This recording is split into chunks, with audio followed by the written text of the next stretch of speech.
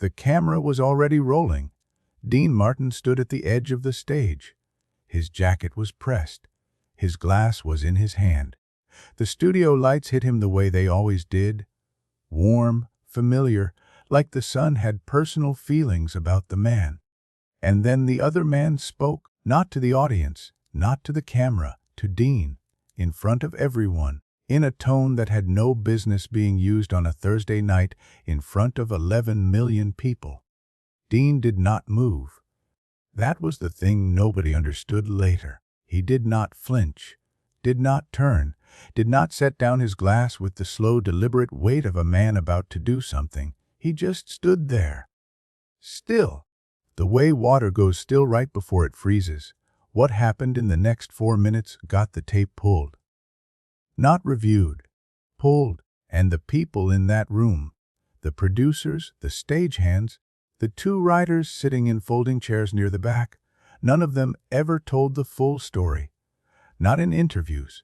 Not in memoirs. Not once. This is what happened that night. And why it never ended. It was 1965. NBC had just finished repainting the studio on Burbank Lot 4. The smell of fresh paint still hung in the air on taping days.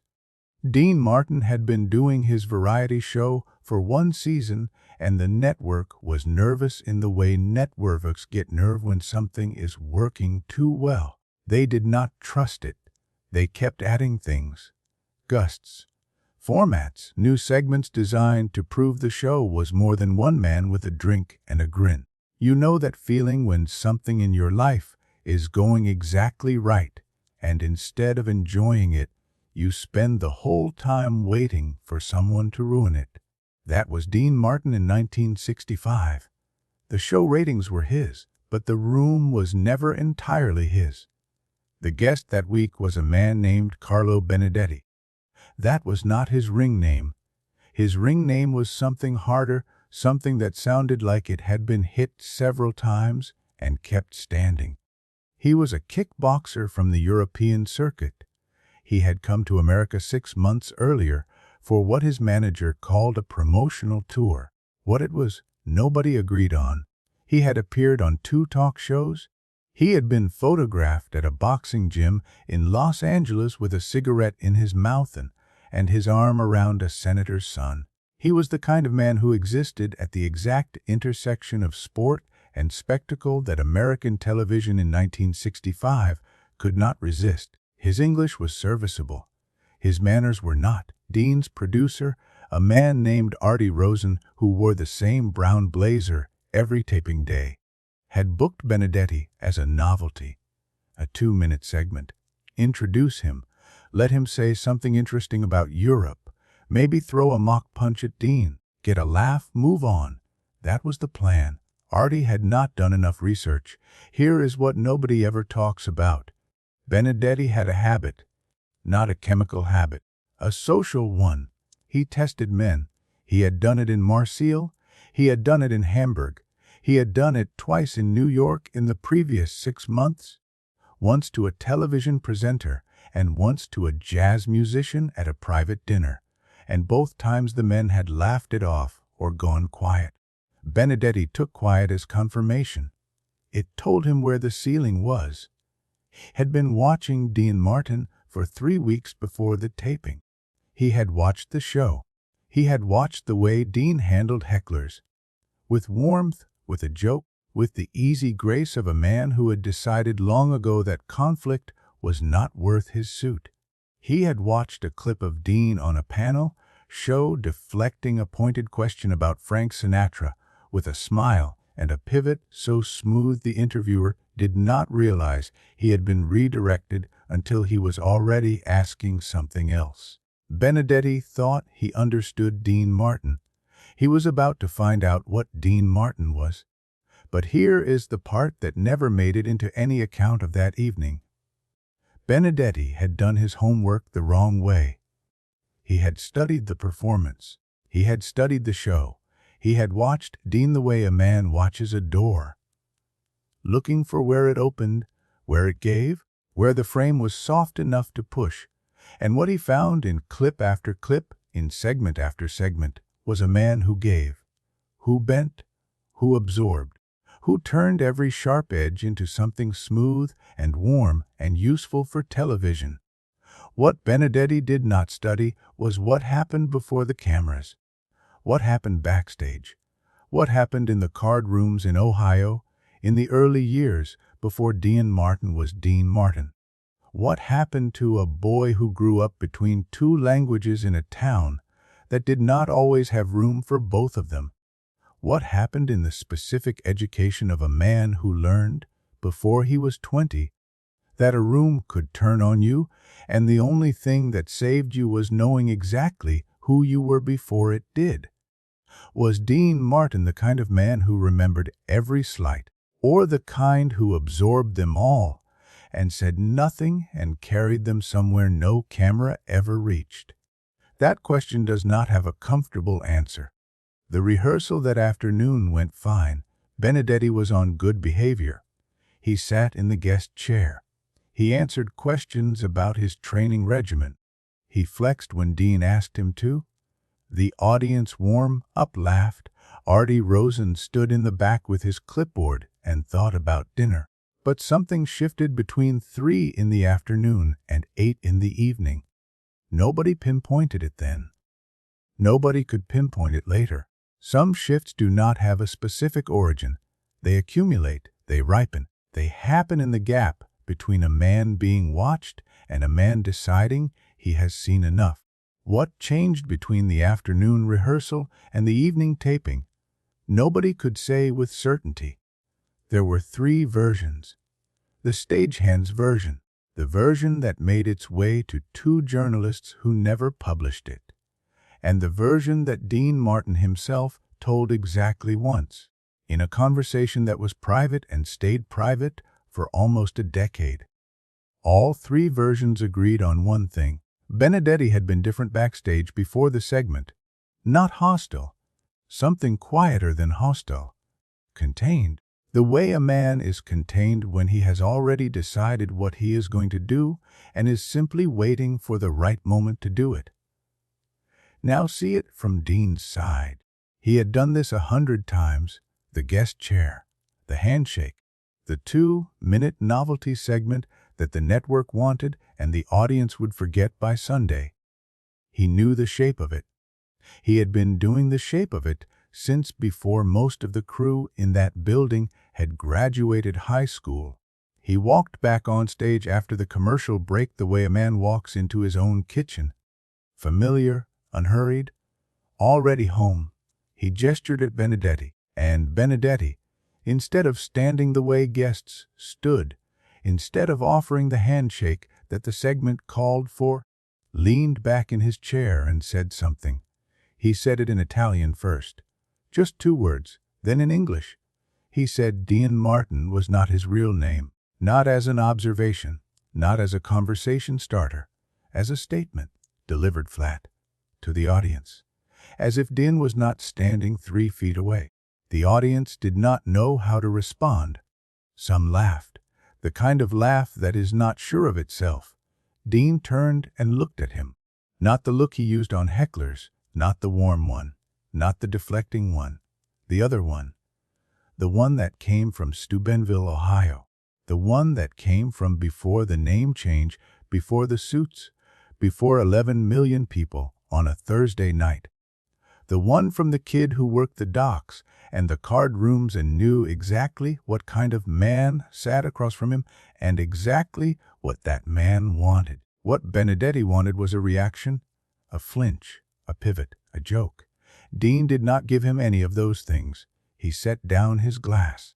He did it the way you set something down when you have made a decision. Why would a man with everything to lose choose this moment? Why not deflect? Why not smile and move the segment along and let the audience forget it ever happened? That question does not have a simple answer. But it has a true one, because Dean Martin had been deflecting his whole life. And some rooms, some moments, some chairs, they reach a threshold. And past that threshold, deflection is not grace. It is surrender. The lights were the same. The audience was the same. The set had not moved. But something in the room had changed, and every person in it could feel it. Dean stood at the edge of the stage. His glass was on the side table behind him. His hands were at his sides. He looked at Carlo Benedetti the way a man looks at something he has already categorized and set aside and does not intend to think about much longer. Benedetti had expected any number of responses. He had not expected this one. The silence before Dean spoke lasted 3 seconds. Not long, long enough. Most men would have turned it into television, would have found the joke inside it, the warm recovery, the crowd-pleasing pivot that let everyone off the hook. Most men would have protected the room first. But Dean Martin was naughty most men. What he did next is what got the tape pulled, and why the people who were in that room have spent 60 years not saying what they saw. If stories like this are what you come here for, the ones history almost let disappear, subscribe. We find the moments that slipped through the cracks, the real ones. Dean Martin looked at Carlo Benedetti for exactly 3 seconds. Nobody counted at the time. It came out later, frame by frame, from the footage that existed before the pull order came through. 3 seconds. No expression, no smile, no pivot. Then he spoke. He did not raise his voice. He said, in a tone that was quieter than anything else he had said all evening, that a man who introduces himself with someone else's history has no business speaking about names. He paused. Then he said that his name was Dino Paul Crocetti, that his father was Gaetano Crocetti, a barber from Montesilvano, that his mother was Angela Barra, that he had grown up in a house where Italian was spoken at dinner and English was spoken when you needed work, that he knew what it meant to carry 2 names, and that a man did not get to question that from a chair on someone else's stage. He did not say any of this loudly. That was the thing. The audience had gone completely still, not uncomfortable still, the other kind, the kind that happens when a room realizes it is watching something real, not television real, actual real, the kind that does not come with a laugh track cue. Benedetti tried to recover. He made a sound that was almost a laugh. He said something about Americans and their sensitivities. He was still leaning back. He had not understood yet that the dynamic had shifted. Dean took 1 step toward him, 1 step. Benedetti sat up. Dean did not raise his voice. He did not gesture. He did not perform. He said that every man in this business had chosen a name, that the name was not a mask, that the name was a promise, that you carried it in every room you entered, and you answered for it, and you did not explain it to strangers. He picked up his glass. He turned to the audience. He said he apologized for the interruption. The audience did not laugh. They applauded. Not the polite kind, the real kind. Benedetti sat in his chair for the rest of the segment. He answered 2 more questions. His answers were short. His posture had changed entirely. He left the stage during the commercial break. He did not say goodbye to the producers. He did not shake hands with anyone. Artie Rosen stood in the back of the room with his clipboard and did not write anything down. The 2 writers in the folding chairs near the back looked at each other. Neither of them said a word. You know that moment when someone treats you like your opinion does not matter, in front of other people, and you have 2 choices. Make it a scene, or make a decision. Dean Martin made a decision, and everyone in that room understood, even if they could not have said it in words, that the decision was not about Carlo Benedetti. It was about something older than that, something that had nothing to do with Thursday night television. But that was not the end. What Dean did with the silence that followed, and what the network did with the tape, told a different story entirely. Stay with it. The pull order came through before the show finished airing its final segment. It did not come from NBC programming. It came from somewhere adjacent. A phone call that Artie Rosen took in the hallway outside the control booth, a call that lasted under 2 minutes. He came back with a different expression. He told the technical director to flag the segment. He used a specific word, not it, flag. The segment was flagged. By the next morning it had been pulled from the broadcast archive record, not from every copy. Those things were never entirely clean, but from the official record, from the reel that would be cataloged and stored and made available to affiliates for rebroadcast packages. The explanation, to the extent one was ever given, was that the segment had run long. Nobody in that building believed it had been pulled because it ran long. Here is what nobody talks about. The problem was not what Dean had said. What he said was, by any measure, defensible. More than defensible. It was earned. It was honest. It was the kind of thing that, in almost any other context, would have made for extraordinary television. The kind of moment that reminds an audience that the man they are watching every Thursday night is not just a personality. He is a person. The problem was what it revealed about the booking. Someone had booked Carlo Benedetti knowing, or having reason to know, that he had a history of this kind of provocation. The European circuit talk show appearances were on record. The incident in New York had been documented. Quietly, in at least 2 industry circles, someone had either not looked, or had looked and not cared, or had looked and decided it would make good television. None of those 3 options made the network look good, and so the tape was pulled, and Artie Rosen went home that night and did not call Dean. And Dean went home and did not call Artie. The next day was a Friday. Dean had no obligations. He drove to the golf course. He played 18 holes with a man who would later become a state senator and who remembered only that Dean was in a quiet mood and made every putt he attempted. He did not talk about the taping. He did not call Frank.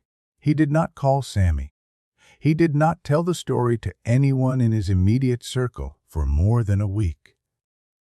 When he finally mentioned it, it was to his older brother Billy, in a phone call that was not recorded and was not remembered for its emotional content. Billy said later that Dean had described the whole thing in about 45 seconds. Said a guy had tried something. Said it had not worked. Said the audience understood. That was it. The stagehands, for their part, talked among themselves for about 3 days. Then they moved on. There were other tapings, other guests. The show had a rhythm, and the rhythm did not stop for moments, even real ones. One of the writers in the folding chairs, a young man named Eddie Pratt, who had been on the show for only 4 months, did write something down. Not at once. 3 weeks later, in a notebook he kept for his own purposes, not for the show, a paragraph. He described Dean standing at the edge of the stage in the moment before he spoke. He wrote that Dean had looked like a man who had decided, long ago, which version of himself he was, and had never once wavered from that decision. Eddie Pratt kept that notebook for 40 years. He showed it to one person, a biographer working on a book about variety television in the 1960s. The biographer read the paragraph and said it was vivid. He did not include it in the book. Benedetti left Los Angeles within 2 weeks of the taping. His promotional tour ended without a second round of American television appearances. His manager gave one brief comment to a trade publication, saying that the American market had not been the right fit at this time. The comment was printed on page 12. Nobody followed up. Carlo Benedetti went back to the European circuit. He fought 3 more professional bouts. He retired in 1968 with a record that was respectable and a reputation that was, depending on who you asked, either complicated or not worth discussing. He gave one interview in 1979 to a French sports magazine. He was asked about his time in America. He said it had been instructive. He was not asked about Dean Martin. He did not bring it up. What he said in the same interview was that Americans had a particular relationship with image, that they defended it the way other cultures defended land, that he had not understood this before he went there, that he understood it when he came back. The interviewer moved on to other questions. Benedetti died in 1994 in Lyon. His obituary mentioned his ring record, his early career in Marseille, and his brief American tour. It did not mention NBC. It did not mention a Thursday night in Burbank. It did not mention Dean Martin. The tape, meanwhile, did not disappear entirely. Nothing in television ever entirely disappears. There were copies on secondary reels, dubs made by technicians for their own archives. The quiet, informal record, keeping that existed in every major studio in the 1960s as a hedge against official erasure. Those copies moved slowly through the years, hands to hands, collector to collector. The segment was described in notes, referenced in letters. A television archivist in Pasadena cataloged a reference to it in 1983 and was unable to locate the source material. It remained, for decades, a story that people who had been in that room told to people who had not been. Those people told it slightly differently. The slightly different version traveled further and grew quieter and more uncertain at the edges, the way all real things do when they have been passed through enough hands. If Dean Martin knew the tape survived in some form, in some reel, in some collector's storage unit, in some technician's private library, he never said so. He never asked about it, as far as anyone knew. He had said what he needed to say, to the room, in the moment. That was enough. The archive was someone else's problem. The years after 1965 were not simple ones for Dean Martin. The show ran. It ran well. It ran for 9 seasons and produced moments that people still discuss in the specific reverent tone that Americans use for television they grew up with. Dean maintained, through all of it, the exact posture he had always maintained: warm, unhurried, undefended. But the Benedetti taping had done something that could not be undone. Not to Dean. Dean moved through it the way he moved through most things, without apparent friction. To the people around him. To the way the network thought about his show. To the invisible understanding between a performer and the room that surrounds him. The network became more careful about guest bookings. Not loudly careful, quietly careful. The kind of careful that looks, from the outside, like nothing has changed. Frank heard the story eventually, not from Dean, from someone who had been at the taping. He called Dean and made a comment that was characteristically Frank. Sharp, protective, a little outraged on Dean's behalf. Dean told him not to make it into anything. Frank said it already was something. Dean said the audience understood, and that was enough. Frank did not entirely agree, but he did not push. That was the shape of their friendship by 1965. Frank pushed on some things. Dean held the line on others. Both men knew which categories certain things fell into. What Dean held the line on, more than almost anything else, was the question of who he was. Not the persona, not the name on the marquee, the actual person. Dino Paul Crocetti from Steubenville, Ohio. The barber's son who had learned English and Italian and the specific dialect of rooms where the ceiling was low and the stakes were real. Dean never explained that person. He did not give interviews about his childhood that went into genuine depth. He did not write a memoir. He did not, in any of the retrospective conversations that happened in the later decades of his life, sit down and say, "Here is who I am and here is why." He said it once, on a Thursday night in 1965, in a pulled segment, in front of an audience that understood. That was it. The show continued through 1974. The last episode aired on a May evening that nobody marked with particular ceremony. Dean shook hands with the crew. He said a few things to Artie Rosen, who was still wearing his brown blazer. He walked off the lot and into the rest of his life. He made films. He performed in Las Vegas. He recorded music that sold and music that did not, and he did not seem to distinguish between the two in terms of how much of himself he brought to either. Frank was there. Then Frank was complicated. Then Frank was there again. That rhythm repeated across the decades in the way that the rhythms of long, real friendships do, not with drama, but with distance and return, with the specific silence of two men who had known each other long enough to know that some things did not need to be said out loud. There was a period in the mid-70s when Frank and Dean barely spoke. Not because of a fight, not because of a rupture, because of something slower and more honest than either of those things. Because two men who had spent 20 years in the same rooms had run out of ways to tell each other things they both already knew. The silence was not hostile. It was familiar. It was the silence of men who trusted each other enough to say nothing. They came back together in the early 1980s. Tours, appearances. The old shorthand reasserted itself. Audiences who had grown up on them in the 1960s came to see them in the 1980s with something close to relief, as if the fact of them still standing together in the same room was itself a form of proof. Proof that some things held, even across the years that had not been kind to anything.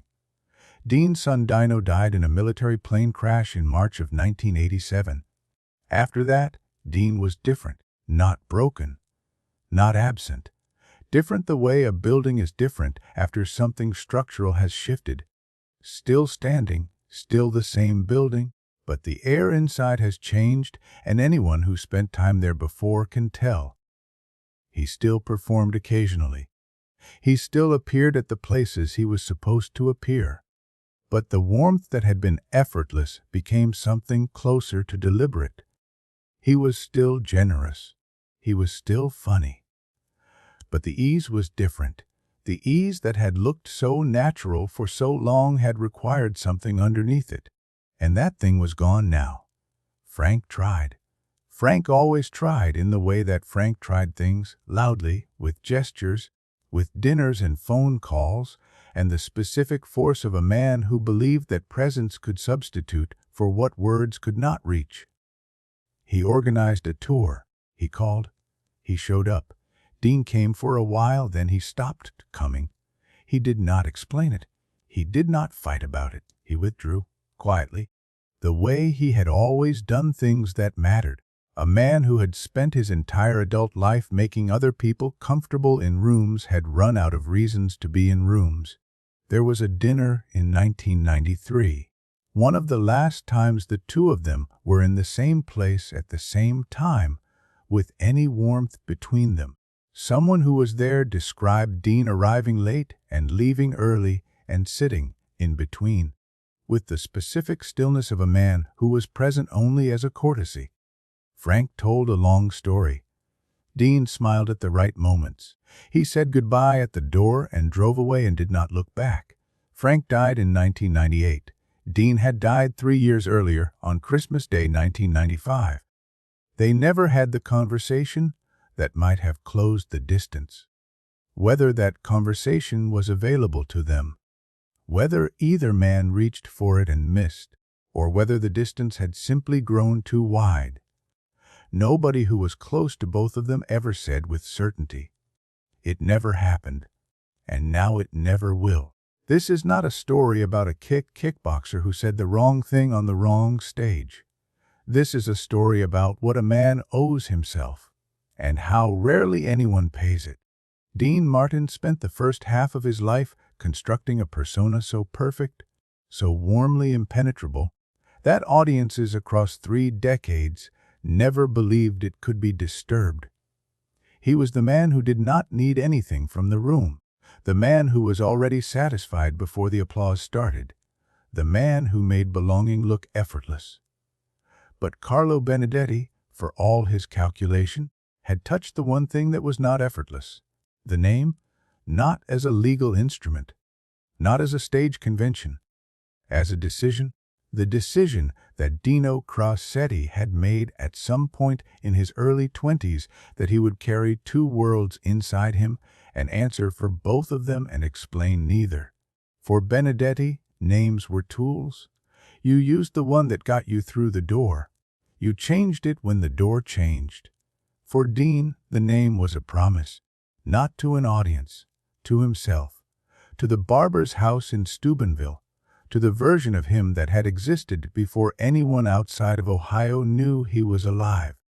That gap between them was not a misunderstanding. It was a canyon. Think about someone in your life who never had to perform who they were, who moved through rooms and said what they thought and wore their history on the outside without apology. That is the thing most of us spend decades trying to achieve. Dean Martin had it. He did not discuss it. He did not brand it. He just had it. And when it was questioned, he did not argue. He did not perform outrage. He told the truth once in the plainest language available to him. Loyalty is not about intention. It is about what the other person receives in the room, in the moment, when everything is on record and nothing can be taken back. Meaning no harm and doing no harm are not the same thing. The people we lose are rarely lost in a single moment. They are lost in small moments that accumulate so gradually we do not notice until the distance is too large to cross. Burbank. A Thursday evening. One man at the edge of a stage with a glass in his hand. He set the glass down. He turned toward someone who had tried to use the room against him. He did not raise his voice. He did not perform. He said who he was. Then he picked up his glass. And the show continued. Dean Martin never explained himself. That was who he was. If stories like this are what you come here for, the ones that history almost forgot, the ones that survived because someone in a folding chair wrote a single paragraph in a private notebook, subscribe. The playlist is waiting. These are the stories that matter. There is a photograph from that evening, not from the pulled segment, from earlier in the taping, before any of it happened. Dean is standing at the edge of the stage. His glass is in his right hand. He is looking slightly off camera at something that is not in the frame. His expression is the expression he always had. The one that looks like a man who has found the exact right temperature and intends to stay there. He looks like a man who has nothing to prove. He looks like a man who proved it, quietly, a long time ago. He looks like a man who knew exactly which Thursday nights would last and which ones would not. He was right. That was Dean Martin. That was the one night that never ended.